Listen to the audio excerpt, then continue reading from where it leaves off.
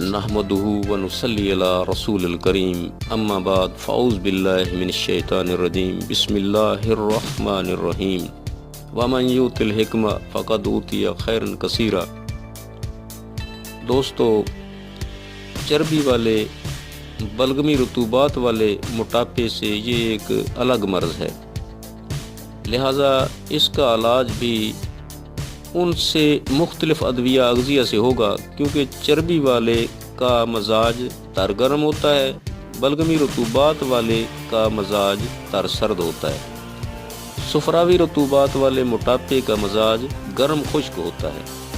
گرمی خشکی کو فضا کے اندر ہماری آنکھوں کے سامنے ہمارا رب گرمی تری میں تبدیل کر دیتا ہے، لہذا جو موسم جسم کے اندر گرم خشک بن کر تکلیف کا باعث بنا ہوا ہے، ہم قانون قدرت کی رہنمائی میں اسے گرمی تری میں آسانی سے تبدیل کر سکتے ہیں۔ اس لیے ہم جب اپنے مریضوں کا علاج اسی فارمولہ کے تحت کرتے ہیں تو میڈیکل سائنس جو مریضوں کے خون میں کیمیکل انڈیل رہی ہے، منہ چھپاتے پھرتی ہے۔ 20 30 سال پرانے مریض جب چند دنوں میں ٹھیک ہوتے ہیں تو حیران ہو جاتے ہیں کہ اتنا جلد صحت یابی کے متعلق ہم سوچ بھی نہیں سکتے تھے۔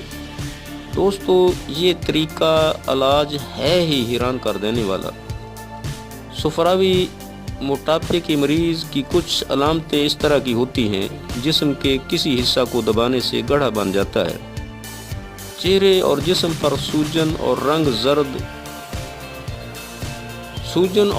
زرد ہوتا ہے، پیشاب بھی زرد سرخی مائل آتا ہے، مقدار میں کم ہوتا ہے، عورتوں میں ماہواری درد سے آتے آتے بند ہو جاتی ہے، گاڑھا لیکوریا جسم میں بدبو ہوتی ہے۔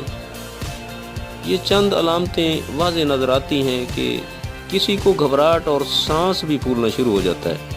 سب سے پہلے مریض کو اپنی غذا درست کرنا ہوگی۔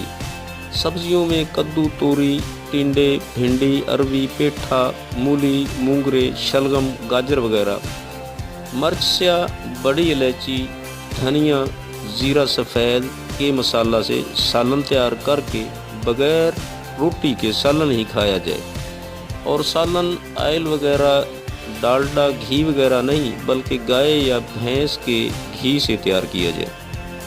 فروٹ میں سے کیلا، امرود، خربوزہ، تربوز، کھیرے، ترا، مولی، گاجر، شلگم سردہ گرما استعمال کرے۔ ایک ہفتہ پہلے غذائی علاج کیا جائے، صرف غذا درست کرنے سے 50% مریض ٹھیک ہو جائے گا۔ اب اگر دوا استعمال کرنا چاہتے ہیں تو یہ نسخہ بھی استعمال کر لیں: مرچ سیاہ 20 گرام، نشادر ٹھیکری 30 گرام، سونڈ 40 گرام، سنا مکی 40 گرام، ریوند ختائی 40 گرام۔ ادویہ کو صاف کر کے باریک صفوف بنا لیں۔ 1/2 چمچ سے 1 چمچ تک روزانہ 3 بار تازہ پانی سے، کہ مریض کو 1-2 بار پتلے پخانے آتے رہیں۔ دعا کی مقدار اپنی مرضی کے مطابق تجویز کر لیں، بس بات یہ ہے کہ 1-2 پخانے لازمی آنے چاہیے۔